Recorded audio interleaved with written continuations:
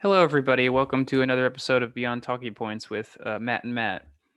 Um, typical with this podcast, we'll go one or two episodes where we talk about some topical subject matter, and then the next episode we do some abstract philosophical academic matter. Although this topic isn't quite academic in the sense that it does inform public policy. Um, Today we'll be talking about a Soho forum debate titled "What's the correct libertarian position on abortion?"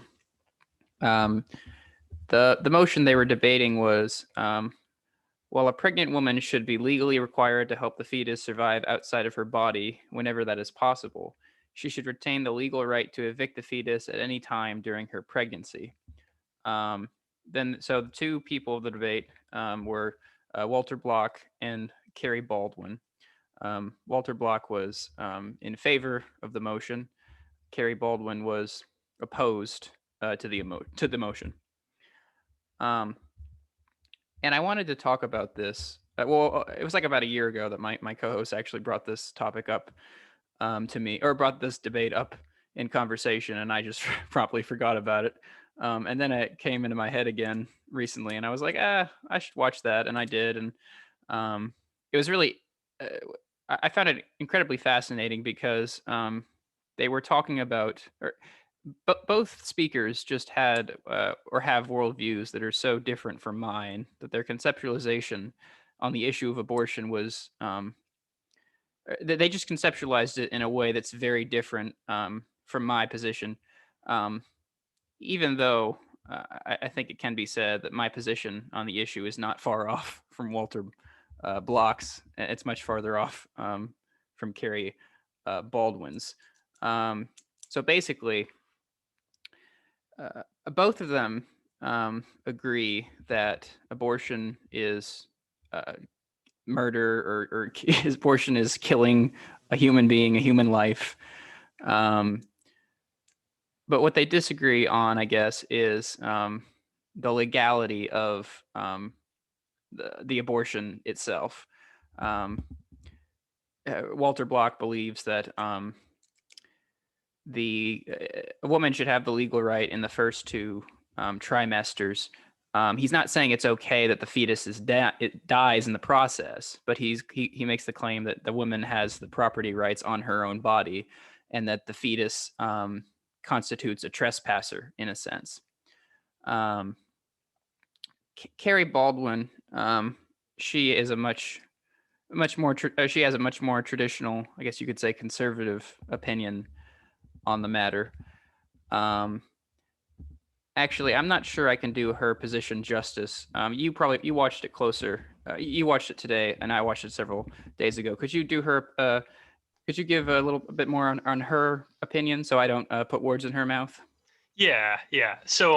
Okay. So to specifically talk about her position, one of the interesting things about the debate is how, even though it's about like what the libertarian position should be on abortion, both of them are essentially pro-life in the sense that they both start from the premise that women have their own bodily autonomy and should have property rights over their own body, but then they also accept that you can't just like kill a fetus, or you have to reconcile with the fact, you have to somehow reconcile that it is counting as a life, which is why it's a starting point that like I know a lot of libertarians don't even agree with, and that's why it can seem so foreign. But it's just such a nuanced debate that brings up a lot of interesting issues or elements of the debate that aren't, I think, touched on, that anybody should really watch it, even if it's kind of hard to follow at times.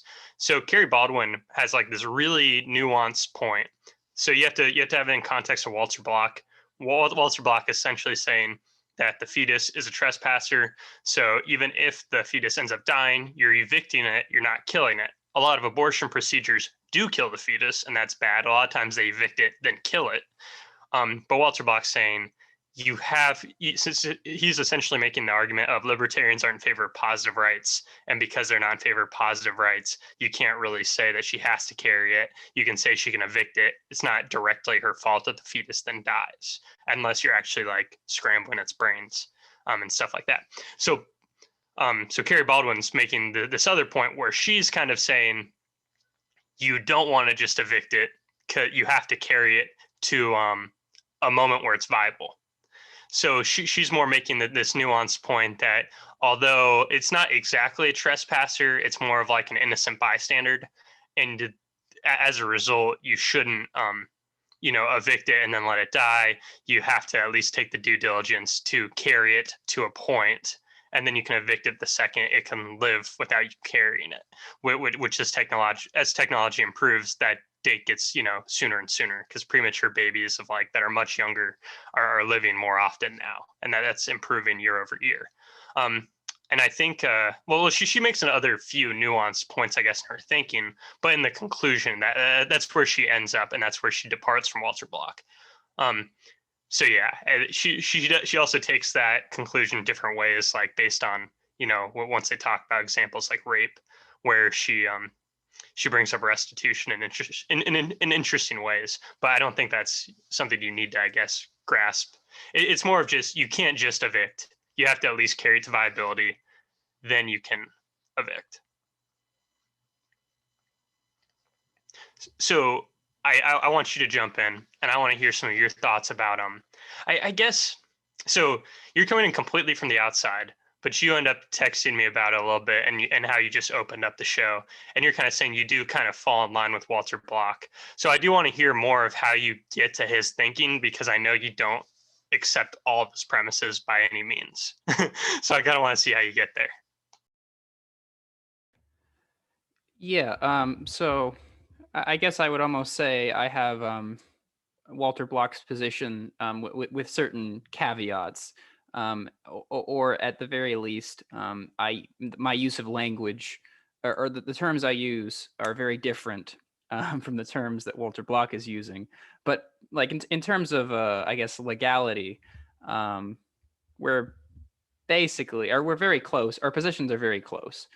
So and I know, I think like one of the first episodes of this podcast we did a brief conversation on the issue, and actually that conversation like stuck in my mind, and it annoyed me because I remember what I said specifically. I said something about like you could categorize me in either position with caveats, and so I forever curse myself for saying that.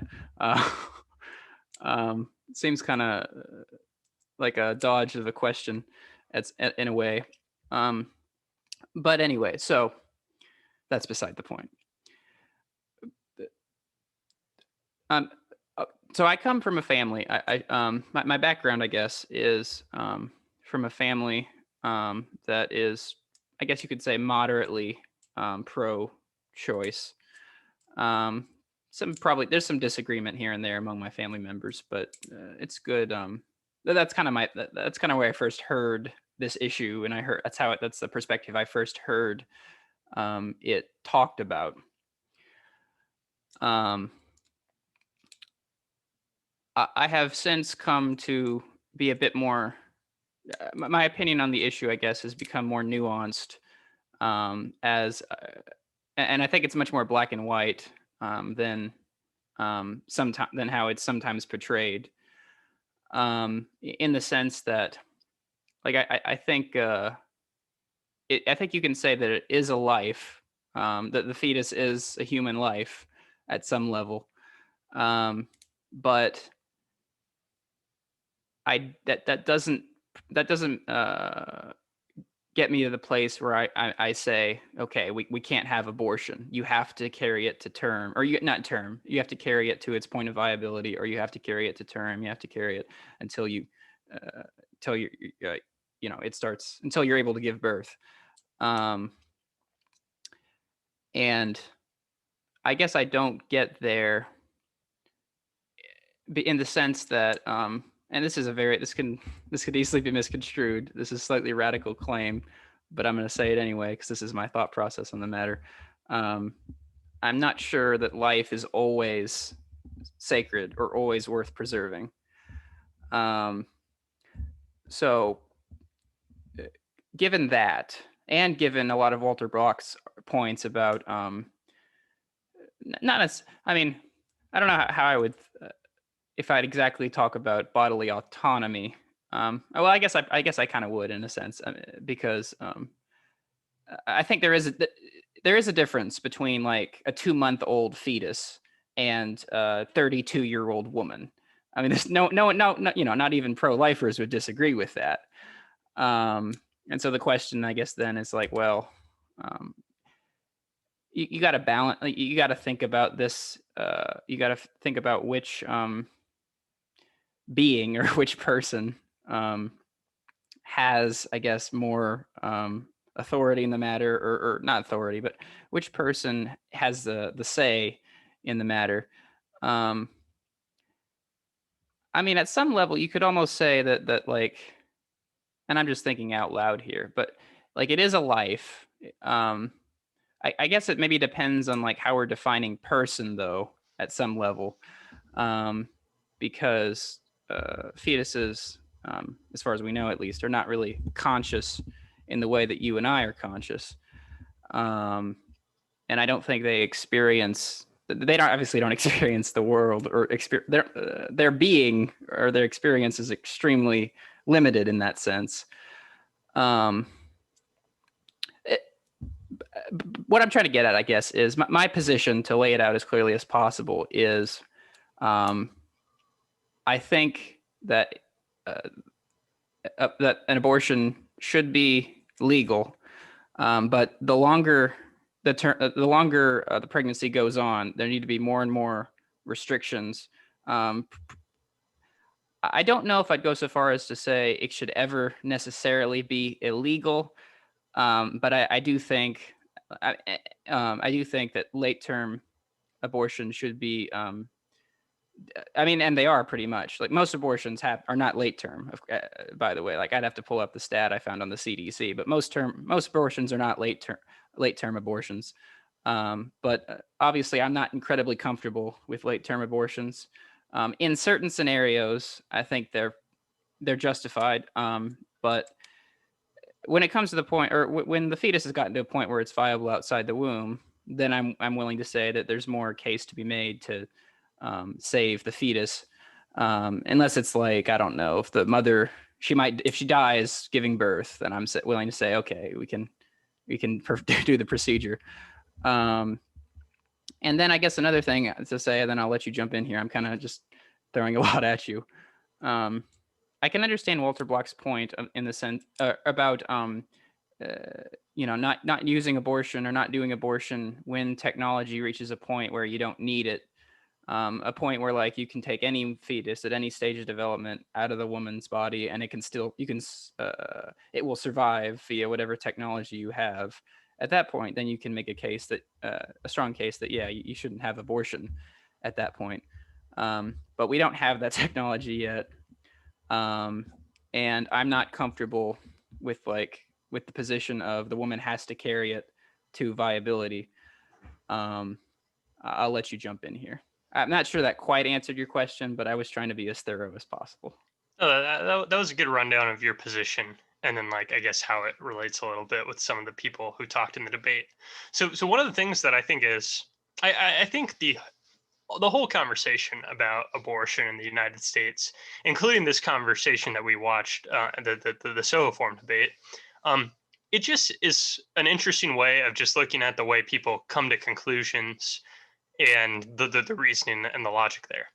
Because a lot of things you hear are essentially fragments of points and then an assertion, right?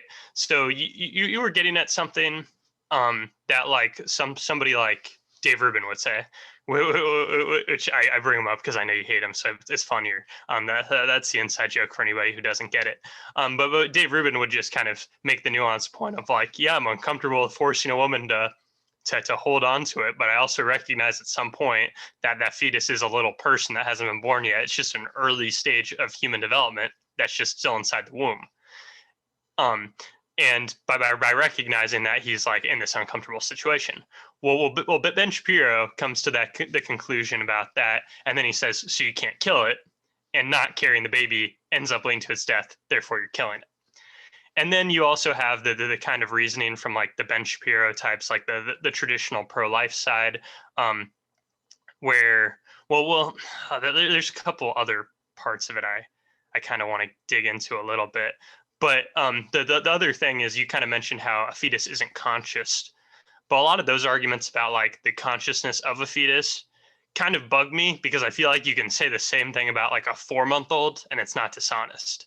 So I feel like it's easy to wander into a pro-life position by justifying it because it's like not conscious in the way that adults aren't, but then thinking like, well, but then maybe you can apply that same argument to like the mentally handicapped and toddlers. And that's like, it's not that that's something that other people are intending to do, but I don't think it's intellectually dishonest to point out you can make a similar argument that would apply to them too. And that's like really scary territory because then it's like, well, that feels really wrong that you could like maybe kill a 6-month-old if it was a burdensome. It's not like that nobody's attached to it except for like the mother. So if the mother doesn't want it, then it's like, well, then what's the difference between that and a fetus to some extent, an unwanted fetus? Because they're both just early stages of human development to some extent. So somebody like effective altruists and Ben Shapiro kind of agree on that. Because you have people like, who's the very famous effective altruist? Peter Singer. Yeah, he's the one who's made essentially pro-infanticide arguments by using like, I guess, that same reasoning. It's just like the other side of the coin. So a lot of the debate is just kind of all or nothing in like a way that's almost interesting. And that's why Walter Block and Kerry Baldwin actually kind of try to unify their arguments into almost like a conceptualization that encompasses everything and is almost timeless. So I understand the criticism of Walter Block saying that's just not relevant to policy right now. But it's almost like Walter Block wasn't even up there arguing for a policy, right? He was just saying, well, here's the reason why abortion in its current state is immoral. And at least if we look forward towards technological trends 100 years out, we could probably put my worldview into place and it wouldn't be that unrealistic. And it's like, well, that's kind of cool. So that's what I appreciate from it. But I feel like he unifies things in a way that is much more satisfying than like, I have one point and I believe that one point is an overriding point. And instead, Walter Block integrates it. And then he brings up things like, okay, well, let's talk about contracts. Let's talk about like what we knew when and what the implications are. And then how do we use that into moral obligation? How do we consider that in terms of like directly harming things? And it's very nuanced and very careful. And I think it's like what you'd want out of like moral philosophy to some extent. So I really respect his view for that. Now I think Kerry Baldwin's the pragmatist. So I think Kerry Baldwin's essentially saying, yeah, but if you accept the pro-life position and you know that our technology isn't there, and you do know that eviction does lead to it dying, can we take it the step further? And I think that relates to the example that wasn't used in this debate, but it's the example of a stowaway on a plane. Although the stowaway on the plane, he stowed away on your plane, right? So he knew he was trespassing and presumably a fetus wouldn't. But if a stowaway's on your plane and you find out he's on your plane, while you're up 2 miles above the ground, you don't want to, if you evict him, he's certainly going to fall to his death, right? So that's the kind of consideration that I guess Kerry is taking into account. And then she's also kind of adding a fetus isn't really like a stowaway. It didn't intend on being there. So it just was an innocent bystander. So that's like the complicating twists that are actually like, I find compelling to think about. And it is hard to, I guess, pick one of them over the other for this reason. Like, I think Walter Block's more consistent and I think he makes more sense. But it's also, I think Kerry's position almost betrays the principle it's built up because it really doesn't want to kill a fetus, I guess, indirectly lead to a fetus's death.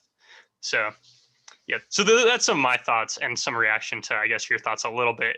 Not that I was overtly trying to criticize your position, but it was that's almost like my broad reaction to a lot of typical opinions, and I don't feel like your opinion was unique, like in the sense that it's not that you're a boring person, Matt. I didn't mean it that way, but I mean like a lot of people have that kind of nuanced view. Like the further pregnancy gets, the more I'm sketched out by it. There should probably be some laws, but it's all kind of sketchy. I'm glad 8-month developed fetus aren't getting massacred. Like you're glad about that, and like that's a pretty normal take. I'm gonna say it, even though like there is obviously nuance there. So yeah, so some thoughts from you. Well, I think this is why, or the issue of abortion, I think, is a good example of how moral philosophy is not a cakewalk. You can't always, and I know it's kind of, and I'm not saying you're doing this, but it can be easy to say, well, Matt, or you have or I have the typical middle of the road position. Why don't you pick a side? That's why I didn't like the way I said I had expressed my belief in the very first episode we did on abortion, because that was much more wishy-washy in a sense. But I just don't think I don't think there's a clear-cut answer here. I think there are, in some sense, it's conflicting values, and you just kind of have to decide, I guess, what. You could almost think of it as a spectrum, I guess. And like on the one end of the spectrum, it's a complete, like the fetus is the most important thing, and then on the other end of the spectrum is like the woman's life or the woman's body is the most important thing, and just where do you fall on that spectrum? I have something I kind of want to bring up that's kind of, I guess, funny to look back on and talk about how it relates to this. So a few episodes ago, it wasn't a few. God, it definitely was not a few. For those of you who are aware of our podcast feed, I recently uploaded like 12 of our episodes to the podcast feed. I was way behind. So because I did that, I only listen to things on podcasts. I don't like watching things on YouTube. So I ended up listening to like a few random past episodes just to reflect on them. And one was, I think it was already up on the feed anyways, but it was our discussion on negative and positive rights. I think that was from like September. So probably like 14 episodes ago or so. And I think at the end of that episode, I asked you this one. It's like a thinking experiment that I've heard a lot. And I think it's a fun scenario. And then there are like two different moral questions at the end. And it's important to separate them. And the whole question is like, you're going to a job interview. It's very important. You're in an expensive suit and you're barely going to run on time. If you're late, you won't get the job, and you definitely need this job or else you're going to be screwed. You won't have money for rent next month, yada, yada, yada. So you're walking there and you're going to get there just in time. And then you look over to your right and there's a kid drowning in the lake and there's nobody attending him. And you're like the only one who's witnessing this. So then there's like two questions. There's like are you obligated to save the kid? And should you save the kid? So there's like the normative question. And there's also like the question of like actual obligation, which I think goes beyond the normative, right? It's like the actual like principle of it. And I think that plays into this debate a lot, because this whole debate is essentially people talking about woman autonomy versus a right to life. That's why the conversation is so much easier for left-wing people who are willing to disregard the concept that like a fetus is alive. And I'm not trying to actually like dismiss the point of like why they might think it's not a life. I'm just saying if you dismiss that point, it's such an easier issue.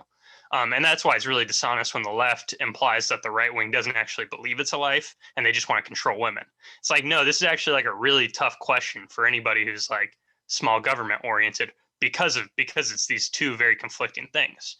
But then it comes down to like okay, you can admit abortion is bad, but also still think it's legal, which is kind of like your position to some extent. Or you could accept that there's like some sort of like moral concern that is lingering, or like a cost of like human value to some extent.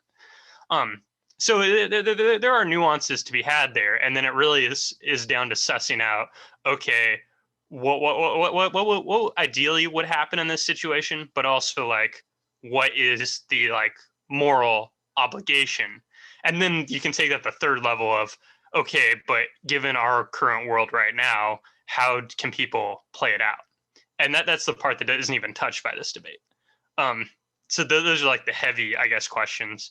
And then like when I give that example of the kid drowning in the lake, I kind of say like, I'd probably keep on walking, and I'd probably try to alert somebody to it. But like, if my life's about to get screwed up, I don't know if in the moment I'd be able to will myself up to make this huge sacrifice when I'd be like, is that kid drowning though? This is important. And then like usually on if you're indecisive, on average, you kind of settle on whatever you are already doing. So like, I like to think in my head as much of a good person I actually think I am at times. It's like, I think I'd keep on walking though, because it's a tough decision. So you usually keep on walking. I'm not going to assume I'd have the moral courage to throw my life away to like rescue like some 8-year-old who managed to, drown himself like an idiot. So, but it's like, but ideally I would, because you don't want random 8-year-olds to die if somebody could have stopped it. So, and that 8-year-old's life is probably more valuable than whatever my huge financial concerns would have been. That I could probably sort out in like 2 months, but I probably have to like get a credit card and pay for everything for a month and then really scramble for a job. So it's like, the obligation question is important as much as the normative one is. It's easier to settle on the normative and just say, so you shouldn't get abortions, but we'll allow them. It's almost like it dodges, but by addressing the normative and the practical, it's almost a dodge of like, are we truly grasping the significant clash of rights here? And even if you, I think you can still come to that conclusion on clashing of rights, and then like the average statist can still go, okay, but that's fine. We still want it to be legal to a certain extent anyways. I think that's fine to some extent. I'm not going to argue that right now. It's more of just like, I feel like that underpinning isn't even a conversation that happens. And I find that like the most interesting part. So yeah, that was a rambling rant. But I think I got my idea out there. So I don't know, your thoughts? I mean, I think it. I mean, this kind of goes back, I guess, to maybe a distinction between, a distinction between politics and morality, let's say, or politics and ethics, in the sense that, like, I mean, what do we deem as moral versus what do we deem as legal? Um, and of course, there are obvious examples where something that is moral or we deem immoral, we say is illegal. So we don't condone, uh, punching someone in the head willy nilly. We would say that's immoral, and we also say that's illegal.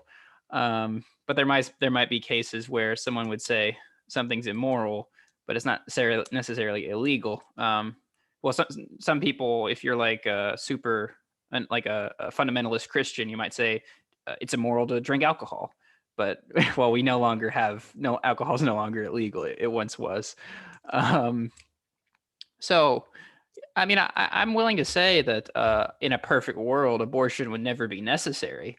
Um, that's fine. I don't have any issue with that. I think that's a perfectly legitimate statement.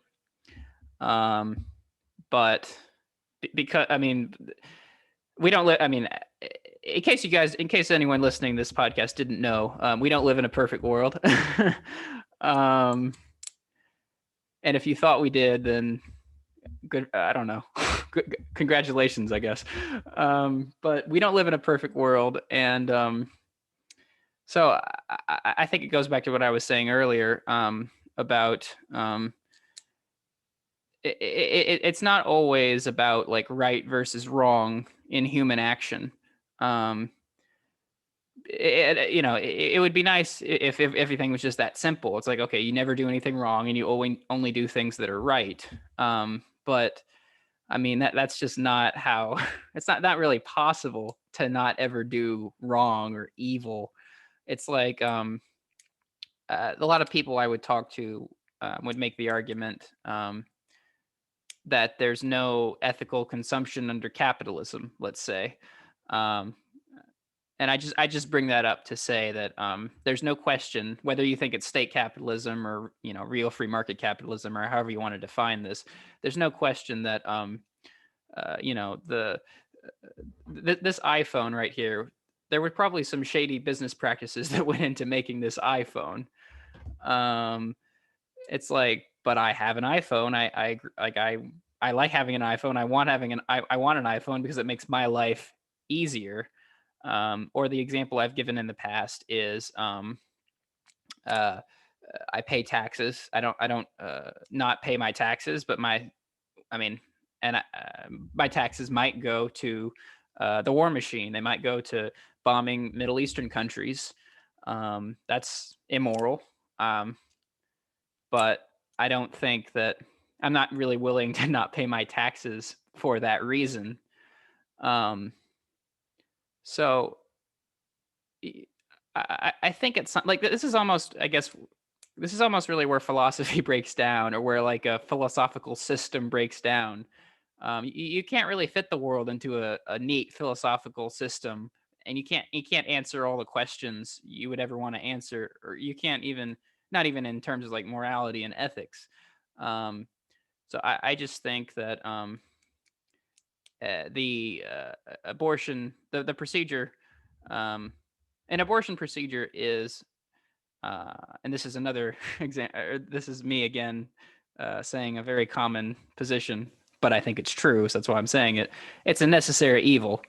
Um, it's just something, because I don't, and I don't know if you want to get into that rabbit hole or not, but I don't see I don't see the point of like completely making abortion illegal, or just not ever allowing it in a society or whatever. I don't see that in our current, like given our current technology and just the way society is structured at the moment.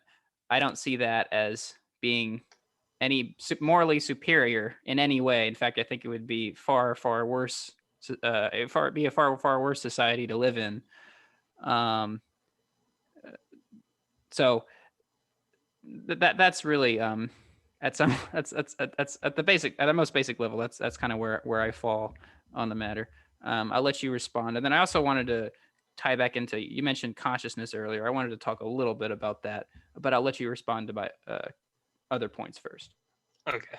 Well, so you're kind of hinting at like, so this whole debate brings up like two strong, I guess, questions that I have to reckon with as a person who's an ANCAP and somebody who would like, I guess, like if I was going to loosely label myself, it'd be pro-life. And so the two really tough questions, the one that's most relating to what you're saying is how the law interacts with that.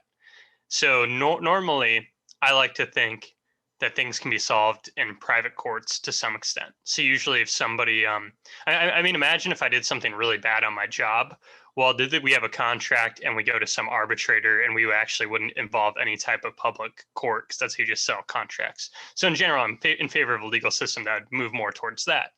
Now, when you talk about things like abortion, though, the unique part about abortion is that one of the party that is evicted or gets killed in our current procedures, it's not a thing that could go and find a legal representation. It dies as a result of this, and it dies generally because the mom doesn't want it. So the people who are most close to do work on its behalf are people. It's only relationships and connections to our human world, I guess, to some extent, our more public world where we interact and make contracts. Our social world, I guess, is the best word. The only ties that it has are to the people that decide to do the act, right? So you can't. It's very hard to come up with some sort of system where you can give defense to the fetus, because the only connection to the outside world beyond the mom is the mom, and the mom decided didn't want the baby for whatever reason. It could be a good reason. I'm just saying that's the situation. So you can't. It's hard to say, well, you can resolve it in a court of law, and for the same reason, it's hard to say that you should be able to resolve that in terms of a private arbitration group. So, and for that reason, I just don't really think the law should be involved with abortion. I mean, I don't think the state should subsidize it either, which they do. So I think the state should be on the outside, and I think it really just means you have to make the arguments you have to make the arguments about it, and you have to do what you can to make sure people don't end up in the situation. And I would say, like, I'm very pro things like birth control and stuff like that. So it's like, if you're an advocate of all those things, and you're an advocate of, in general, people's well-being being better, which I'm generally an advocate of. I think that's what free market capitalism does, is make the well-being of people better. Then you end up with less of the situations where people want abortions. And I think that's the only real way to fight it. So I think that's kind of how it ties into the whole legal debate. Because I just don't see there being, there isn't really recourse to figure it out. Now, with that said, I don't think that has anything to do with the philosophical ground. That's like the pragmatic way of dealing with it. In regards to philosophy, and that's just given the fact that the fetus isn't a social creature. Can I ask you a question then? Yeah. I don't mean to interrupt, but so I completely agree with you about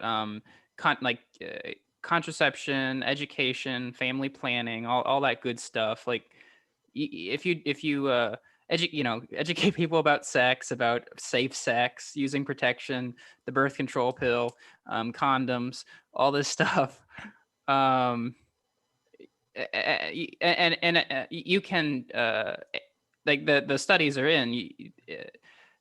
Abortion goes down the more education and community engagement uh, so there's plenty of things you can do which decrease the number of abortions out there, which I would obviously I'm in favor of, and you are as well. But um, I guess how do you fall then about? So I guess you kind of characterize yourself as pro-life in a way. So then, like from a pragmatic perspective, then as an ANCAP who's also pro-life, how do you? I didn't quite understand how you square that circle. I would like you to flesh that out a bit more for me, so I more understand your thought process. Because I understand.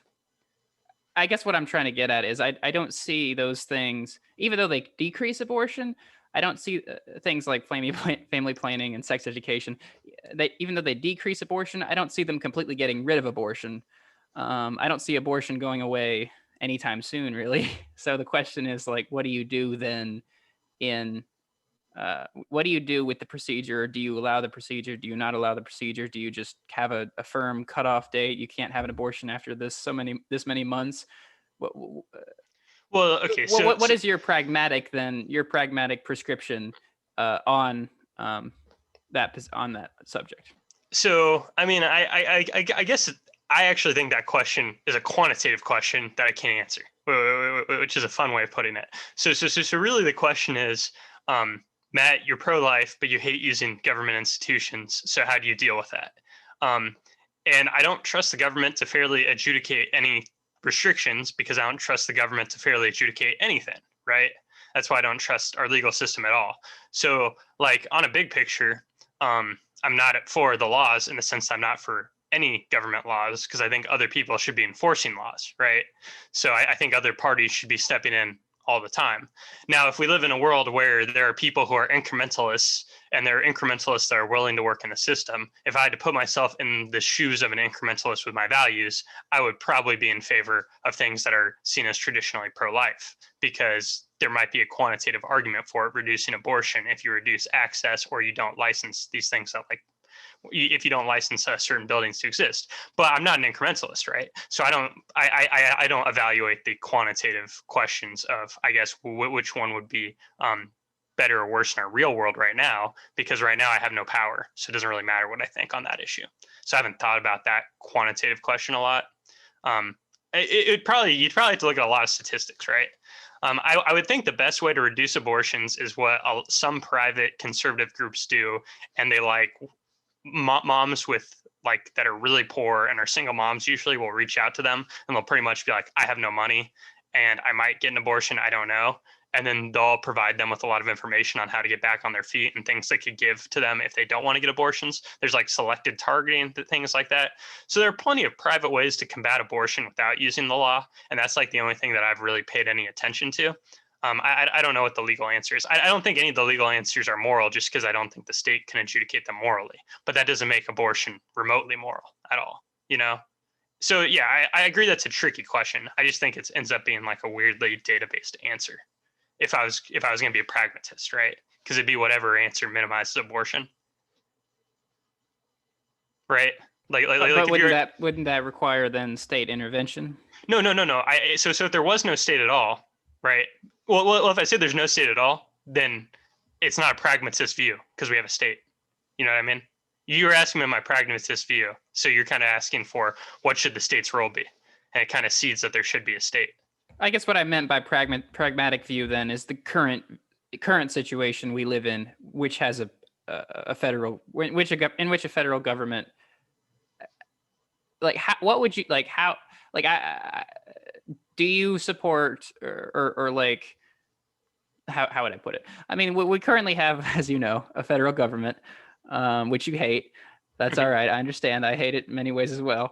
But like, given the current circumstances, I completely agree with you again about the stuff that reduces abortion. But in terms of the legality of the issue currently, like, where would you fall? Or do you just not accept the premise of the question? Well, I am accepting the premise, and I guess I'm saying, if I'm being practical about it and saying there is a role for the state, if that was the premise of the question, then I would say whatever solution gets us to minimizing abortions. I just don't know what gets us to minimizing abortions. Now, when it comes to like the political perception of it, it's easy for me to mentally side with the right wing because the left wing pretty much says everybody has the right to an abortion. But I agree with Walter Block and Kerry Baldwin that abortion, not eviction, abortion is murder. And me, Kerry, and Walter Block agree on that. But I would agree that eviction isn't the same as murder. So it's like I see people champion genocide, so it's hard to ever side with them. It's just hard to stomach it in terms of like my heuristic reaction. So that makes me want to side with the right wing, if that makes sense. But I think in the end, it's whatever side ends up numerically reducing abortions is the best. I just don't know what side it is. Abortions are actually at an all-time low currently. Well, as a rate, though, right? Some study came out recently. Abortions have been going down. Yeah.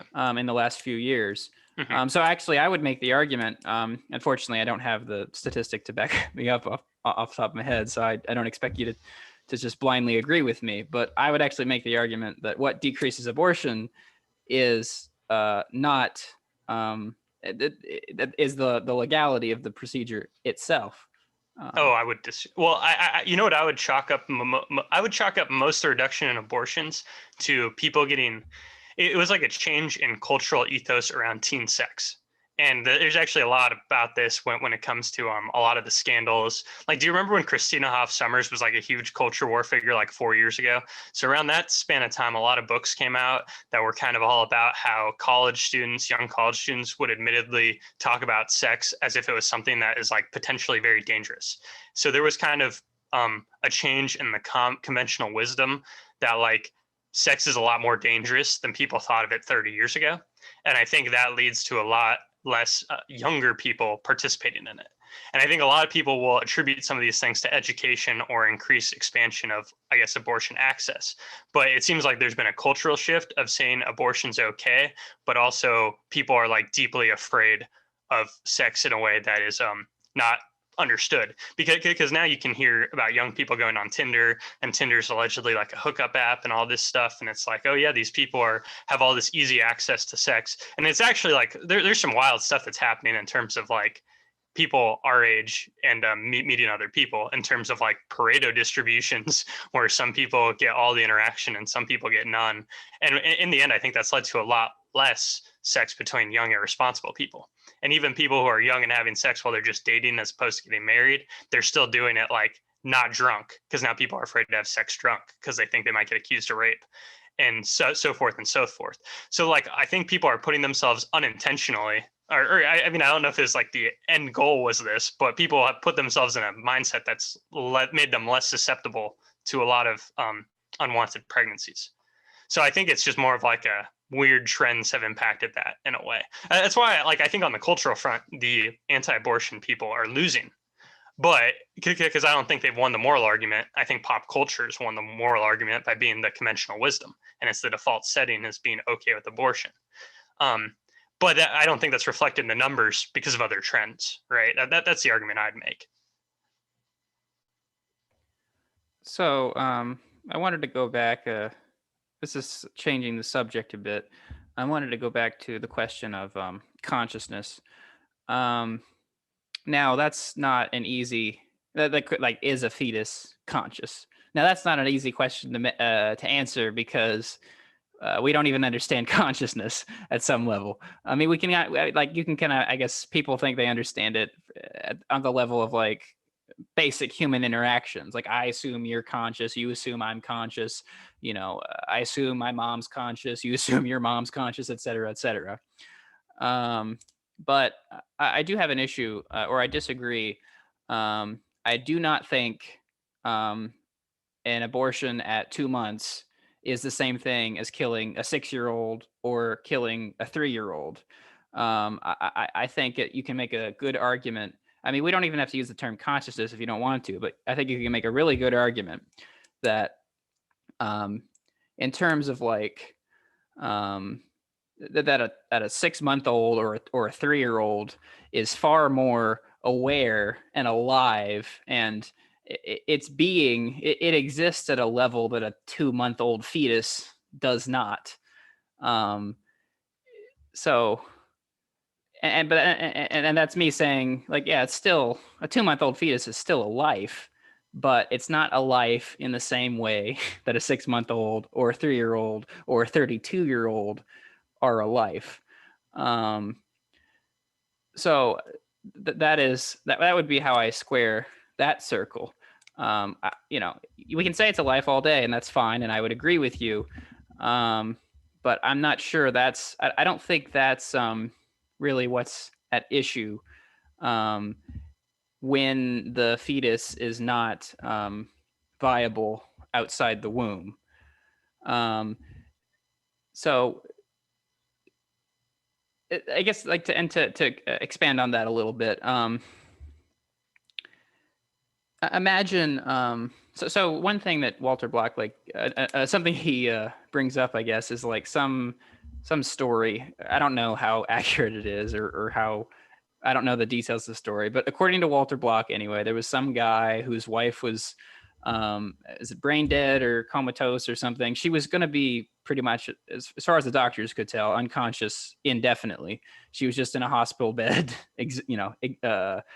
Her body was basically there, but her mind wasn't. And so, and then there was some issue, like he wanted to get according to Walter Block, the guy wanted to get married, but he couldn't because he was still married to this woman. So he went to a judge, wanted to get wanted to pull the plug and end the woman's life. And the judge decided in his favor, and Walter Block was like, no, that's immoral. What if the family like wanted to keep her, keep her hooked up to those machines or whatever that keep her physically alive? What if there's technology 50 years from now where she could have been revived? But I bring that up to say that if a person is brain dead,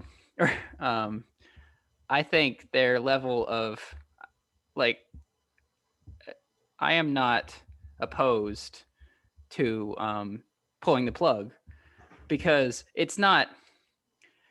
And I'm not saying, again, this is another tricky issue. I'm not trying to be black and white here, but it's not so much the body that makes you. I mean, it's at some level, but really what you are is your brain and your mind.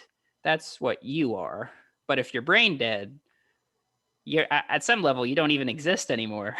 So it's like, at some level, you could make a comparison between a brain dead adult laying in a hospital bed and like a 2-month-old fetus, because they don't have like this mental life that even newborns do, or a 6-month-old or a 3-year-old or a 32-year-old.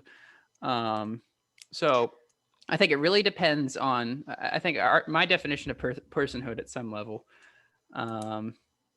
really depends a lot on the mind, the consciousness of the individual. Now, I guess one more quick point, one more quick point. Okay. I want to make clear about something. Someone could hear me say that and then say, well, Matthew, are you saying then that if someone is, mentally impaired, that they're not a person? It's like, no, because even if you have some mental disability, you're still conscious. I mean, you still respond to, you can respond to stimuli, you can interact with people, you have a personality. But like a 2-month-old fetus, does that have a personality? Or a person who's brain dead, do they have a personality? It's like, no, not really. So that is an important distinction to make. I do not agree in the slightest that it is that killing a 6-month-old or a Okay. toddler Do you- is equivalent to ending pregnancy at 2 months.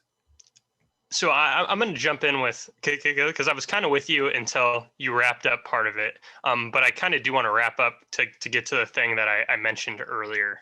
I was talking about earlier. But to respond to that, okay. So I have actually heard that a lot. The whole thing about plugging, like pulling the cord on a brain dead person versus like a 2-month-old fetus, like neither of them are conscious. Now, the real reason why I kind of object to it, and I think Walter Block would object to that too, is because the 2-month-old, unless it's a unique scenario, their trajectory is towards consciousness. Unlike the person who is brain dead, right? The brain dead person needs like a miracle that hasn't really happened for anybody to come back. Now, a 1-year-old, unless it's been diagnosed with something, is on average going to become a much more conscious being several years down the road. And I think the same applies to like a 4-month-old fetus. So that's how I end up squaring the circle of like, well, yeah, I don't have any memories from when I was in the womb, although I also don't really have many memories like pre being like 5.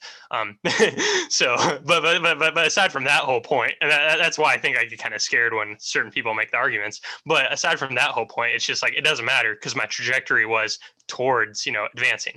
So if somebody was brain dead and there was really no hope, you can hope still. And I think Walter Block said, if the parents want to pay for it, you can hope for technological innovation or a miracle cure. You can hope for that.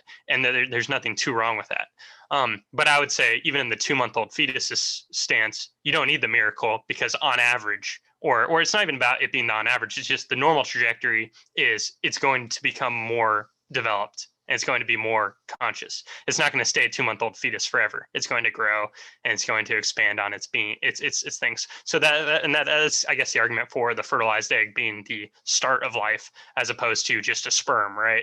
Because the sperm isn't on that trajectory. It has to actually go and get involved with an egg, and then they have to become a fertilized egg. Then once you have the fertilized egg, though, it's on that trajectory. So I think that's the real distinction there. I think you probably want. I assume you want to get a word in, or are you okay with that being where we leave off? You're iffy on it. Okay. How about you hold yourself to like 1 minute? Sure, I can do that. So I guess to wrap up then, it it's true. Everyone who existed was a fetus. That's true. But I think the issue is not the projection. The issue is the moment. What are you dealing with in the moment? So again, I'm really going back to. I think I am fairly pragmatic in this matter. I'm looking at it from the perspective of in the moment. If there's a pregnant woman right now, she's I don't know why I keep using 2 months. I could say 3 months or 4 months, really. Pre-viability, like my issue is not, oh, they're going to be if the woman continues to be pregnant and it gives birth to her, it'll probably become a conscious human being. My issue is in the moment, can we say that a fetus is equivalent to a newborn or equivalent to any of these other people that we would say we can't whose lives we can't end, and I just don't think it is. Got it. I think that's a good place to leave off, and I think that's just a fundamental disagreement. So I wouldn't even need to bounce off it. I would just say, yeah, I don't think it needs to be equivalent, and I guess I care about the trajectory, and I think you are being like in the moment, and I think that's fair. And the listeners can decide what side they stand more on, and better yet, they can listen to Walter Block and Kerry Baldwin argue it out because it's wonderful. Even though it's a little over a year old, I would still recommend they find it on YouTube or any podcatcher. And if it's from the Soho forum, and listen to it because it is just like really good academic thought in a way that's actually like entertaining. And as much as I'm a big fan of not civil discourse, they're very civil about it. So with that said, I know we're wrapping up much earlier than our recent episodes. It's good. I think it's good that we kind of condensed ourselves to 45 minutes for once. But I do have something that's kind of pushing on the other end that I was trying to get to. So I apologize for cutting you off because this was a good topic and I'm glad we did get to it. You can find all of our episodes on any podcatcher because the podcatcher is updated now. So you can find all like 42 episodes leading up to this one, which I think is 43. You can also find our episodes on YouTube. And I believe that's all. I don't think we're on any of the other things yet until we get banned, until I get banned. Because what's going to happen is I'm going to get banned on Twitter for saying something way too edgy. And they're going to realize I'm part of these podcasts and they're going to tear them off everything. And then we're going to have to only be able to put it on BitChute. That's going to be the logical next step. So until next week, guys, signing off. It is Matt and Matt.